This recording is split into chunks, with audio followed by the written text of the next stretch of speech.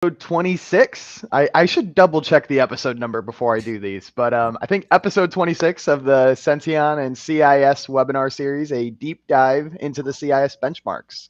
So, as everyone who's been a guest before, I'm your host, Zach from Senteon. We got Rich McGraw from CIS. And we got this week's special guest, David Crietz. I had never asked you actually how to say it. What is Crietz. it? It's Crietz. Apologies. I've heard everything from Crietz to Crietz. So nice prep, Zach. Well done. Something I should have done backstage before we went live, right? But we are very lucky to have you here, David. I've had the pleasure of working with you over the last few months, and it definitely screams your engineering background and the appreciation you have not only for CIS but the recommendations they provide. So, thank you for joining us, David. Great to have you here. Thanks. Now, yeah, for sure. Much appreciated, David. We're super glad to have you. I know you have a lot of experience with the CIS benchmarks and controls, as well as the Senteon offerings. So it's going to be a good episode. Super stoked. Love that. Thanks for having me. Yeah. So, David, going into this, I see your title all the time, IT Services Delivery Manager. I never really second guess what that means, but it seems like a little bit of a unique title, and I know you have a very highly skilled background in engineering. Could you kind of introduce what Services Delivery Manager means and how you get to a position like that? I started out as a technician a long time ago. And I've been through a lot of ranks from level 1 to level 3, even manager for a laptop service center at various places. The managed service service delivery manager overall just kind of make sure that all of the services are getting delivered to where they need to be, including support and individual application, all the different services that kind of tie together the managed service provider.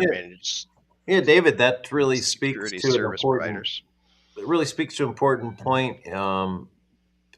The nature of the complexity of systems and environments today. The complexity really adds challenges from a security standpoint, particularly when you mix in legacy systems and old operating systems that are required for that one application and so forth.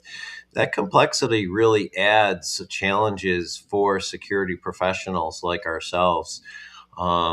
David, any examples of what you're seeing in the current threat landscape right now?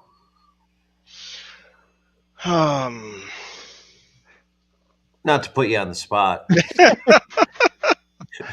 I don't know. If it was a few weeks ago, I'd have been talking about, or a month or two ago, I've been talking about MGM and all their troubles, trials, and tribulations. More recently, there was the issue with the images in web browsers and applications that had to be patched through Microsoft. Yep. That was just came up out of nowhere, but it was fairly easy to resolve. We try to stay ahead of it. We just try to stay ahead of everything and just try not to let anything else other than what's necessary through. So what's your process for staying ahead of the threats, if you will? Well, I subscribe to the CISA and a number of other regular newsletters regarding vulnerabilities and breaches and various other things. So, I mean, that's my main thing. Aside from that, I have a pretty good network of people that I tie through. It's a small community at the end of the day, right? Oh, absolutely. Yeah, and I want to go back to kind of how you got to this service delivery manager position, David. You mentioned like doing help desk 1 to 3. Today's topic we're talking about hardening GPOs and everything. Sure.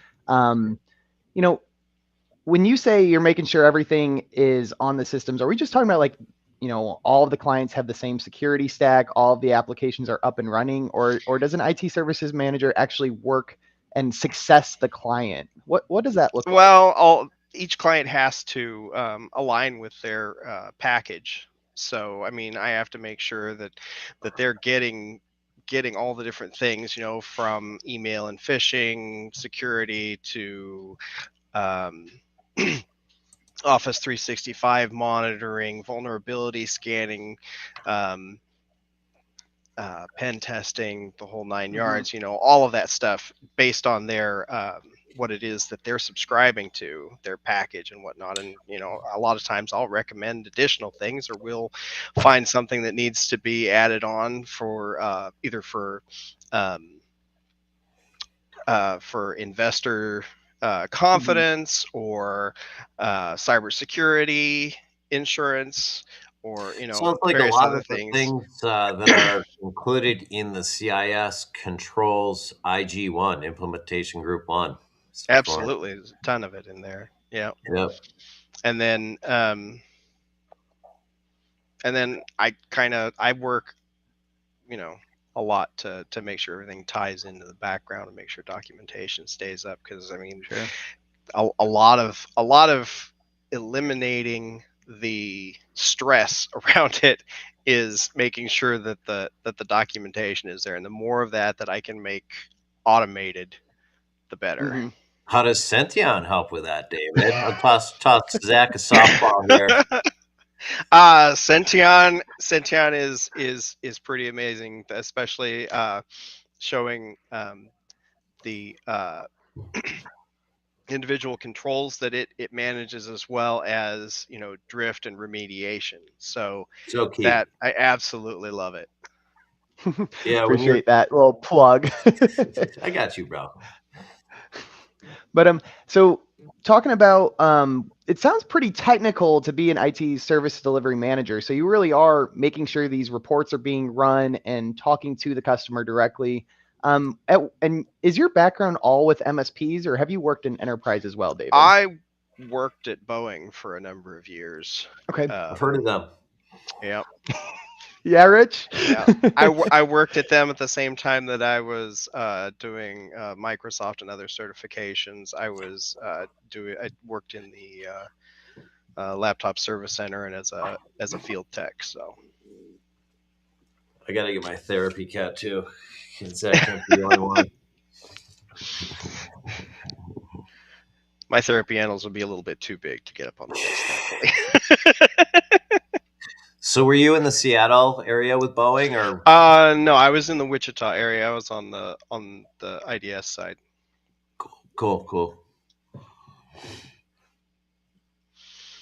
Good stuff. Yep, that was fun. A lot of security. Yeah, I should say that's some critical infrastructure, airplanes and such. And the IP associated with, talk about valuable IP, right? Oh, absolutely.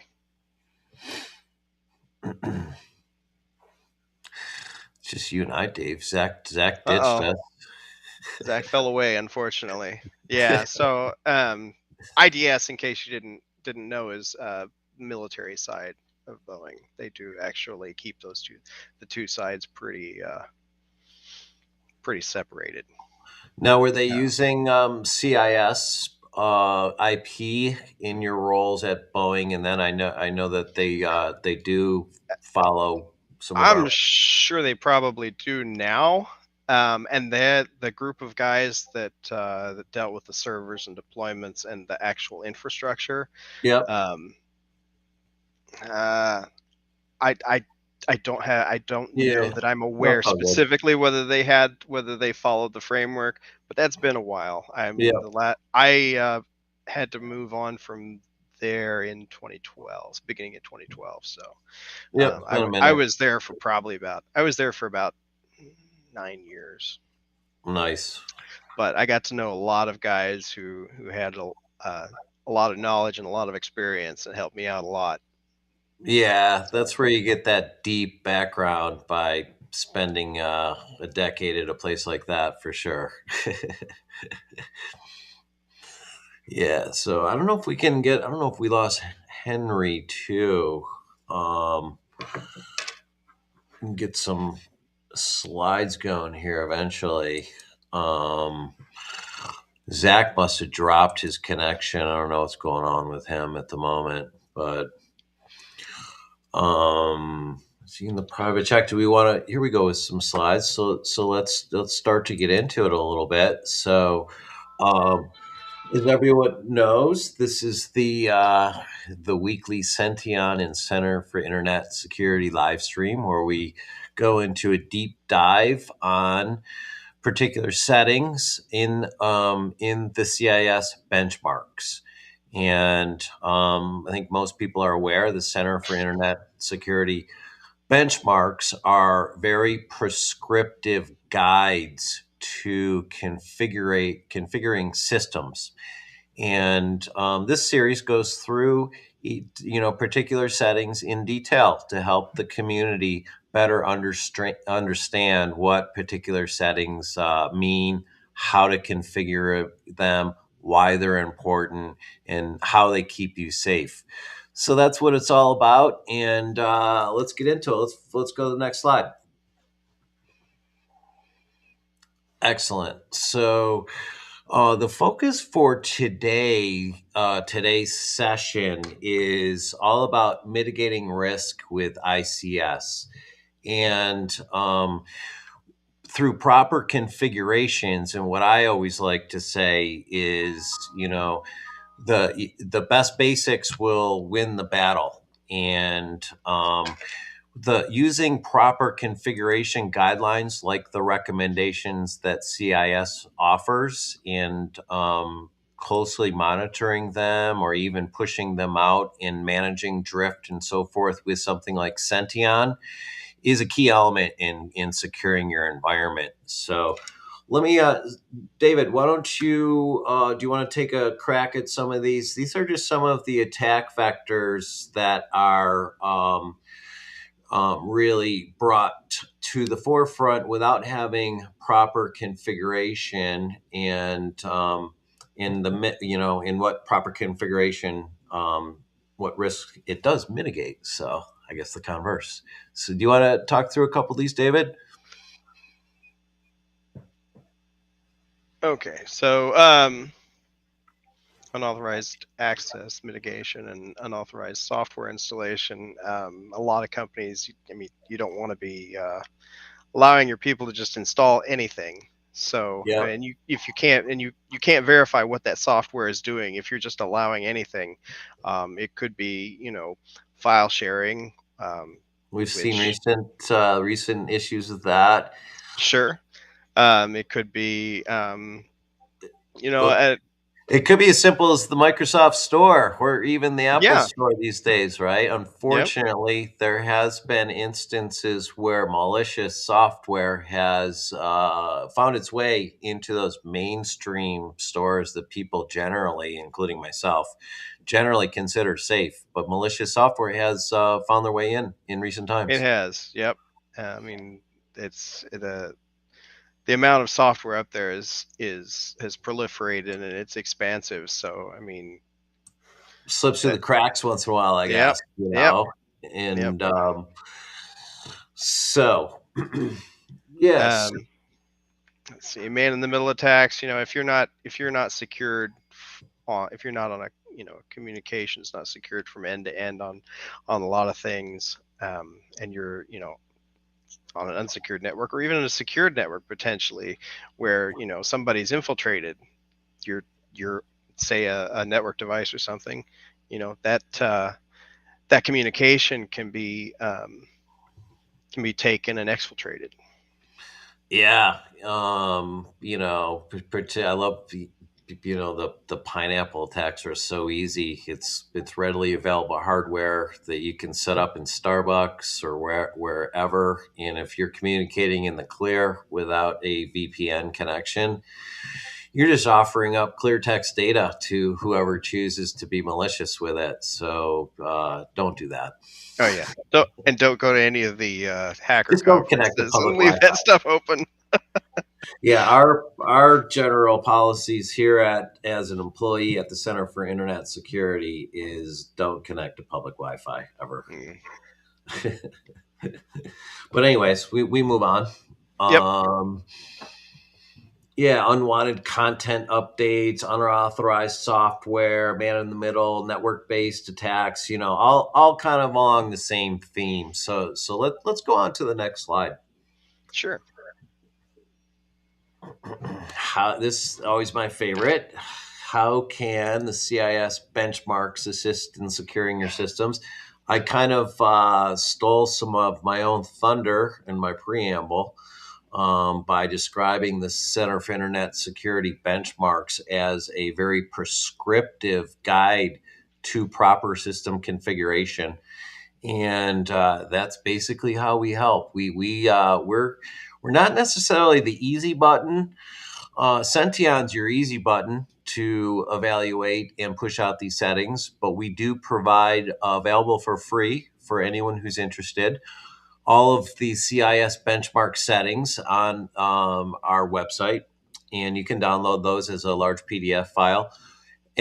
We sell memberships, which I can help you with personally. If you want to get basic tools to scan your environment to see what your current baselines look like, and then have the ability to push out some level of remediations. And Zach is back. Senteon is basically the easy button for all of that. Welcome back, Zach. We missed you.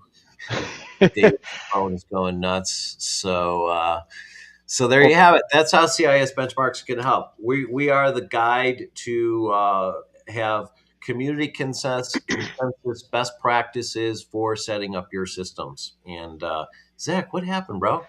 Man, so I live at Stanford University where my wife I know you works, do. and it's her employee Wi-Fi crashed, my at-home router crashed. So Your Stanford, cat go with it.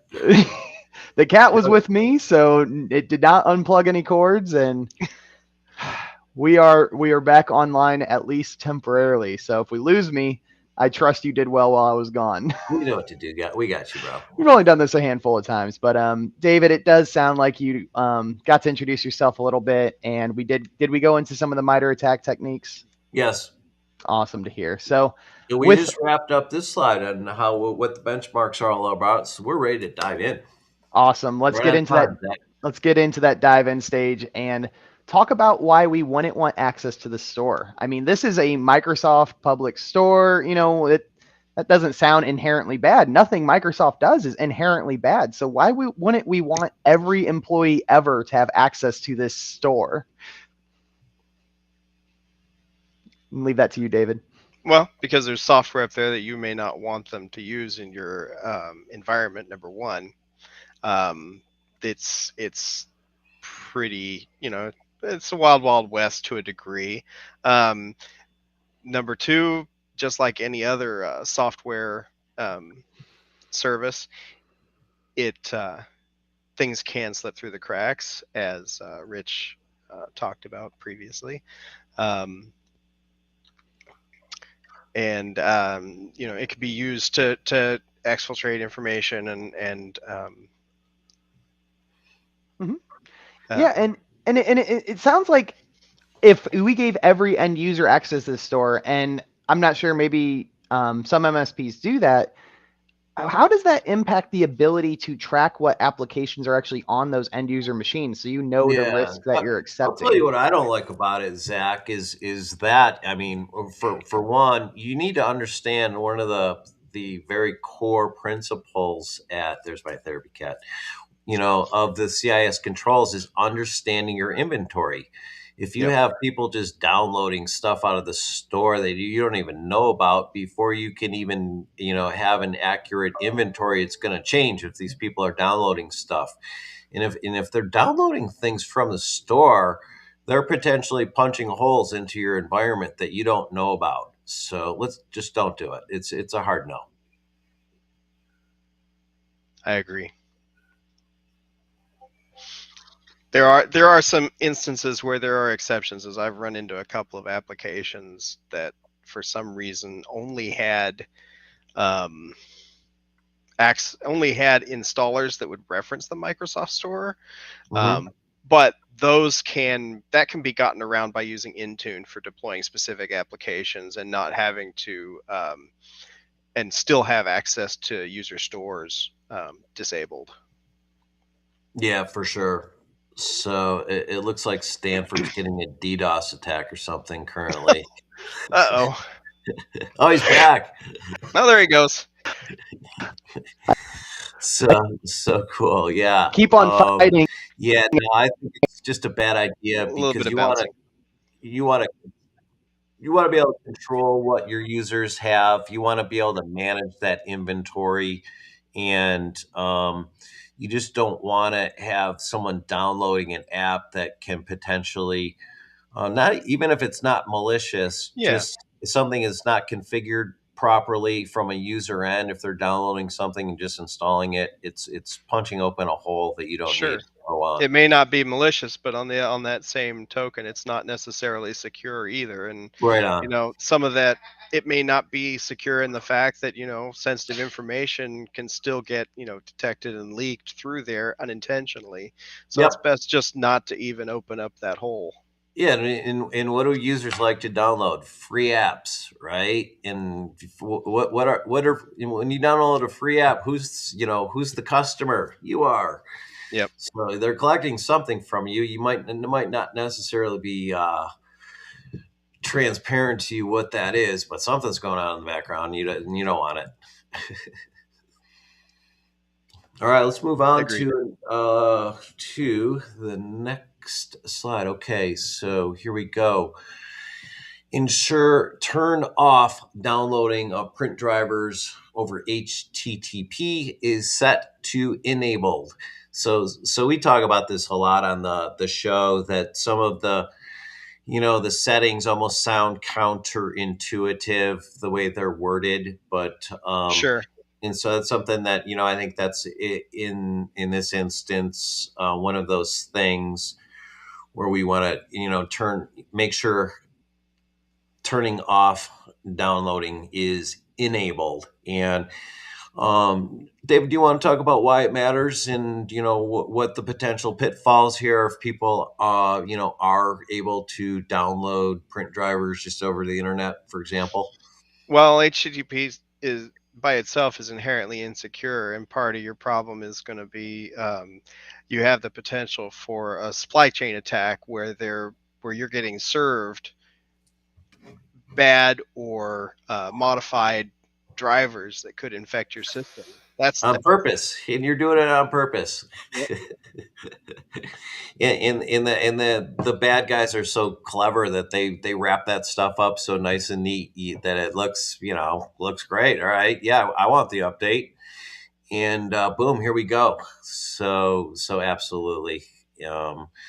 Very, very, very important to have a managed environment and to be able to control what users are able to install and what they're not able to install. In most generally lean towards not install things overall, that unless you are certifying them and you're providing those apps for them through your own distros. But all right, do we got that one? Should we move on to? I don't think we should count on Zach. Zach seems as soon as I Speak of the devil. I'll appear. If I lose connection again, Rich, I will not return. I will just accept defeat. So awesome. All right. This next slide here. Cool. We got you, bro. Awesome. So this next slide here, turn off handwriting, personalization, data sharing. So intuitively to me, anything that's sharing data is a major red flag. So David, talk to us about why this would be a bad idea.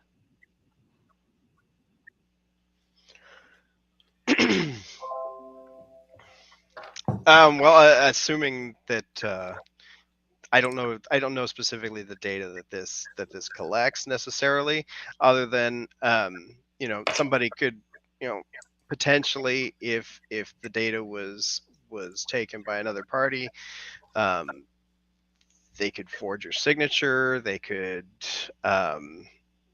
gain insights into your use cases in order to better fish you or your employees, among other things.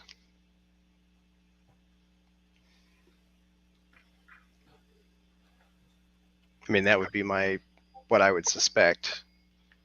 Oh, we lost Zach again. I'm sorry. Oh, yep, we did. I didn't notice we lost him again. Yeah, for sure. Whatever you can do to enhance privacy by not sending handwriting errors and so forth, it kind of reduces the unnecessary network traffic and potential exposures and so forth. So, yeah, protects your users and you. So you bet. Yeah, for sure.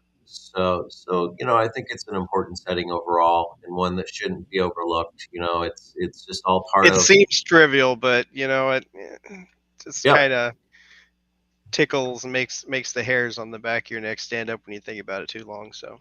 Yep. Yeah. So it's just one of those things that are part of best practices that are important. Just to have these things configured correctly is just good basic cybersecurity hygiene. So let's move on to the next.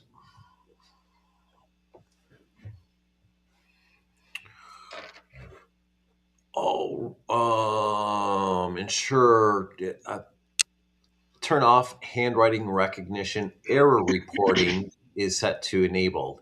So yeah, this setting is all about getting those error reports and logging those, and you definitely want to have that set to enable, particularly in any forensic situation where you do need to go back and see what's been going on.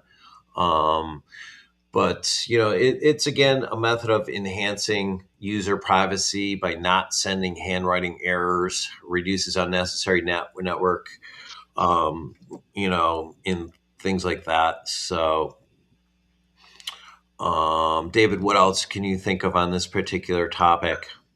I'm not sure on this one. I think it just follows in line with the previous slide. Yeah, I agree. And encapsulates a lot of the same things. So, yeah, but it's versus the feedback. It's just more mostly errors and whatnot, rather than the personalization data. So, yeah, yep, I agree. So let's move on to the next, if we can,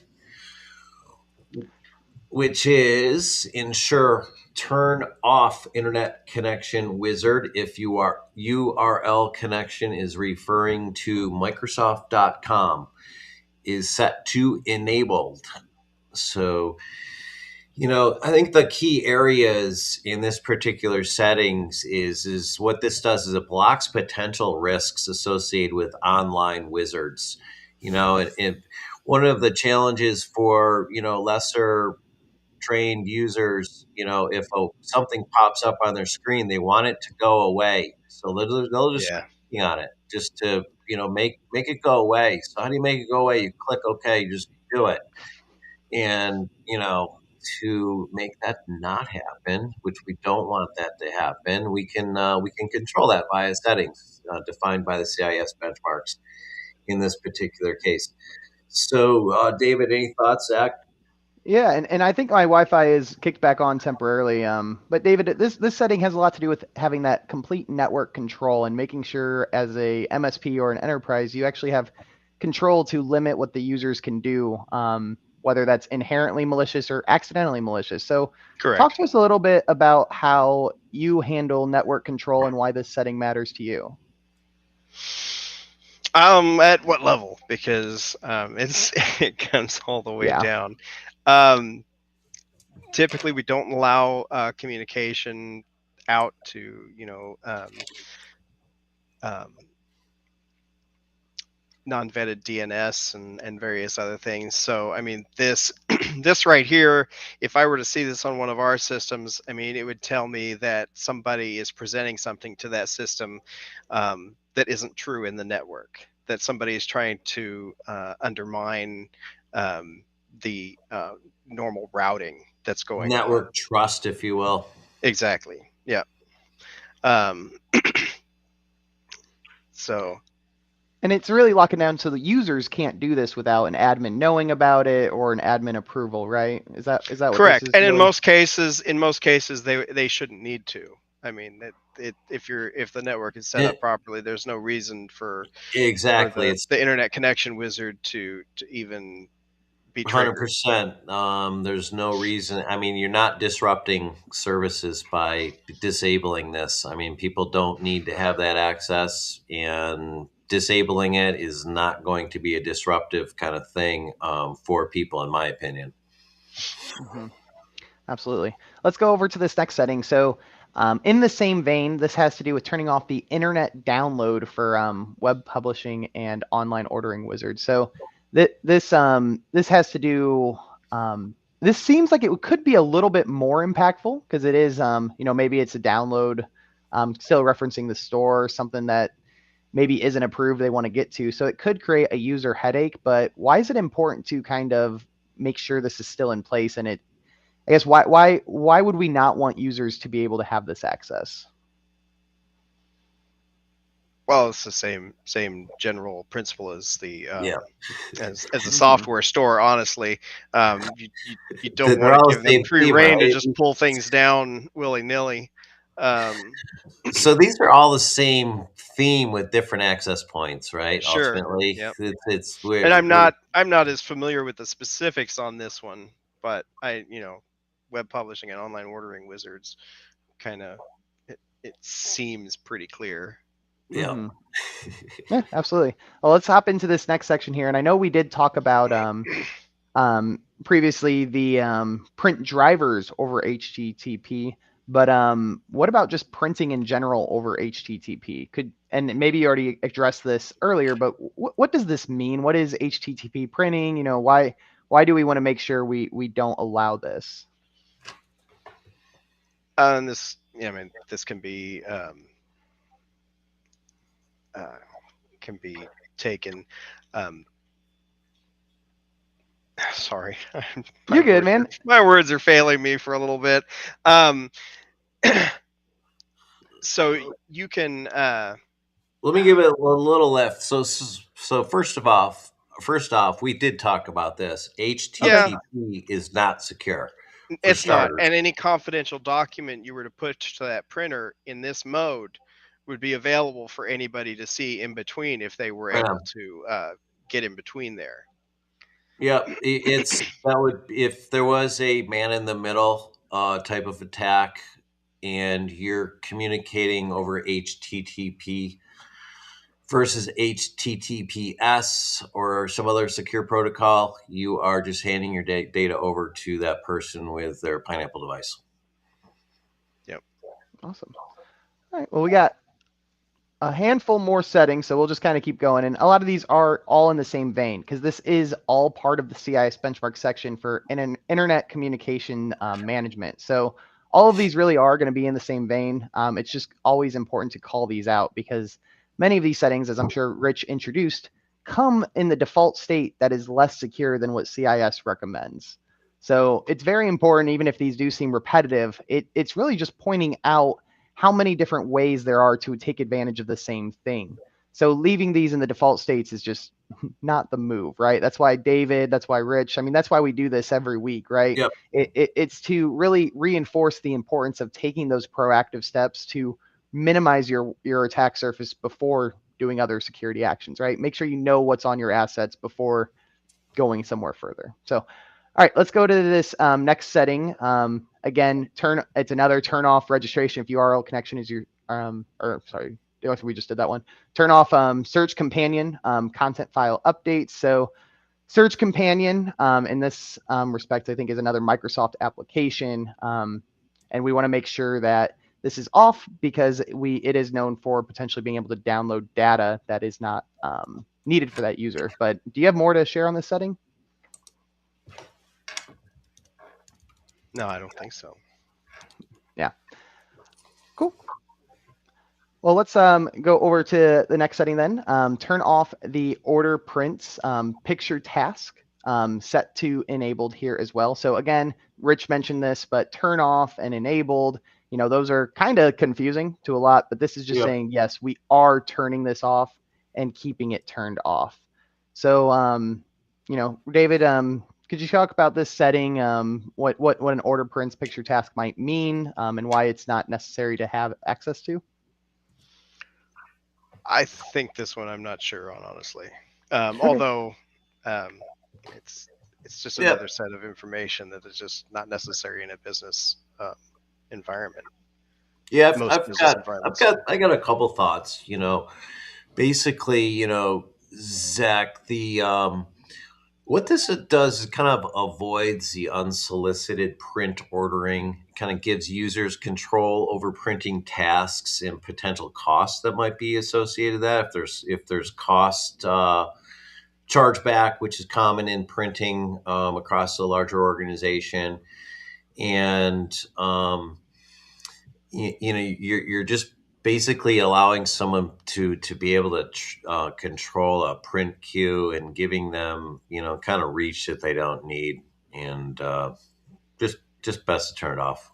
Yeah, and so if a machine is compromised, this would restrict the amount that bad actor would have the ability to do, right? They wouldn't be able to leverage this as an exfil the print queue, something like that. Yeah, redirect the print queue. Mm-hmm. Yep. Cool. The next setting here, making sure you can't publish to web tasks for files and folders. So again, this could just be a user accidentally doing something that they don't mean to. But David, do you have any comments on what this means and why users maybe shouldn't have access to publish to web? Their sensitive data, possibly. There's a whole list, I'm sure, because as often as I've seen people drag folders into other folders and think they've deleted or lost things, this is another one that just, it makes sense to keep off, because either somebody's going to intentionally or unintentionally expose that data to the public at large, or that's the risk. Yeah. Let's say you're working on a project using I don't know, SharePoint, pretty common, and some in people have the ability to web publish. You could be working on a confidential project and press the wrong button, and you just put IP out on the internet for anyone to look at. There's that. I think the key thing is this is an accident, right? Hardening these devices prevent the risk from the user doing an action they think they need, but they actually don't, right? So hardening these devices won't necessarily disrupt operational activity. It's guardrails. Stay in your lane, right? It's not disrupting anything. It's just making sure you can't accidentally step outside your lane. Yep. You're not hurting the user. You're helping them. Exactly. And that's the biggest thing that we talk about over at Senteon is this will increase operational efficiencies so that the configurations of each of your endpoints. And honestly, David, if you can talk about this, how valuable is it to know from an engineering perspective and even a help desk perspective to know that baseline on the OS you're going into? Is that valuable data to know? And extremely valuable. Yeah, to know what can and can't be done in that environment. Does that minimize the amount of time it takes to troubleshoot or the amount of things you have to look at? Well, yeah, especially when you're dealing with potential breaches or exfiltration of data and whatnot, as well as anything the user comes up against. If they're trying to do something they shouldn't and the system is blocking them, pretty quickly what the cause of the problem is. Another way we can look at this is there's always the potential of insider threats, right? Yeah. Mm-hmm. So let's say you have disgruntled employee that is on his way out the door, and 24 hours before he puts his resignation, he publishes a whole bunch of stuff that shouldn't be published. Oops, you don't. This just is, as Zach said, guardrails, stay in your lane. Don't let this stuff happen. And David, you were really good at talking about kind of the post breach and that investigative or that troubleshooting process. What does it mean when you can see in real time a configuration change? Is that valuable to the post breach investigation, or is that help troubleshooting? Talk about what that means. Yeah, sure. Any of those breadcrumbs that you can find with configuration changes happening can lead you directly to wherever the breach or the exposure occurred. Mm-hmm. Um, And and this is the majority of our partners, when we go in, the majority of endpoints are left in this default configuration state. Putting an attacker hat on for you, David, to ask the question, mhm. it or even just a metaphor, right? If you were to break into a bank, how valuable is it to know all of the pathways and all the doors that are open or closed? Like how much harder from an attacker point of view is it when you actually harden these settings and change that attack surface before they get there? Well, it serious. I mean, because okay, so there is no 100% security, but Mm-hmm. by closing most of the doors, not only are you preventing most attacks, you're also buying yourself time to stop or catch or in a root cause situation, find out exactly where it occurred. If Mm-hmm. I mean, if you Minimize don't that have time that. that baseline stuff in there, it's needle in a haystack. Yep. You're gonna have Yep. to sift through piles and piles of stuff to find out what actually happened. Yeah, I think the minimum time an attacker is generally in a network is like minimally like 60 days or more. I think by having these alerts internally and by having these configurations set up properly, you're going to understand if someone's in your network much sooner than the average of 60 to 90 days before people even know that someone's been, roaming around their network unguarded. Defense evasion, right? And if they know which doors are open and which doors are closed, they know what to avoid. So if we sorry about my There he cat. is. But if we are hardening these settings to the CIS standards, it makes them have to be extra careful to Yep. avoid possibly triggering these alarms. The door's Or if I closed to at least some extent. Mhm. Awesome. Let's go into this next setting here. So, I find a lot of these settings very interesting we're talking about today, but this has to do with turning off the Windows Messenger customer experience improvement program. So, a lot of these settings we're talking about have to do with sending data to Microsoft, which we all Yeah. trust Microsoft to an extent, trust but verify everything they do. But we overall we trust Microsoft, but CIS does recommend, hey, this is your data, just like with the handwriting settings and everything else. If Microsoft doesn't need it, why do we send it to them? So No. David, I would love for you to respond to that and talk about the setting as well. Yeah. So they don't really need it, and I mean it's great, especially if you're one of the people who's doing preview testing and all that other stuff. I'm sure it helps a great amount. And if you're not in a sensitive industry, it might be Sure. okay. But I mean, here again, you're guarding the privacy of the users as well as preventing any information that isn't necessary from going up to Microsoft, because I mean, even Microsoft is not exempt from Mm-hmm. the occasional data leak. We've So learned that recently. yeah, so it's better just not to put it out there than to risk it unless it absolutely needs to be. Yep. I think Yeah, that's a great the word. way I like to look at it in from my perspective is, what are they actually collecting? I mean, I don't know. They don't really make it very clear on No, they what don't. exactly they're gaining access to, what they're collecting it, how they're collecting it. I'm sure if you felt like reading, way deep in some, you know, user user guide or something, you can figure that out. But I don't have time for that, so turn it off. Unless you want to do that and be comfortable, get yourself comfortable with that. I don't see any reason, no. Better safe than sorry, and it doesn't impact the user's experience at all. Right Yep. on. Absolutely. And this next setting here is within the same vein. So the last one was about the Windows Messenger experience. This one is Windows Customer Experience Improvement Program. But again, this is just collecting and sending data over to Microsoft and the same iteration that David shared before. It's just not necessary from the business point of view and the business productivity or the user impact. None of it's valuable to the business. No, Microsoft can figure out this stuff on their own without you sharing corporate information. They have a fleet of testers. Let's rely on them. and volunteers in addition to that too. So yeah, and people that actually do send them stuff for unknown reasons, probably because they just don't know they're doing it. So that's a big thing. They don't know their information from people that don't know they're sending it, so they're fine. Sure.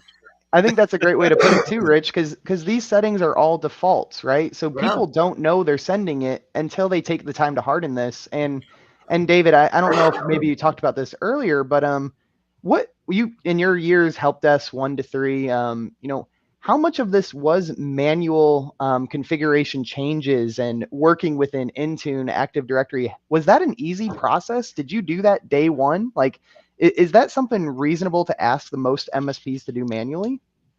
Well, I mean, if you've got the people to do it, I mean, you can set up a significant amount of automation to roll it out in a quick manner. And also, the other nice thing is that with GPOs and whatnot, even though the GPO, the schema and everything changes occasionally and has to be updated, generally speaking, you can have your template policies.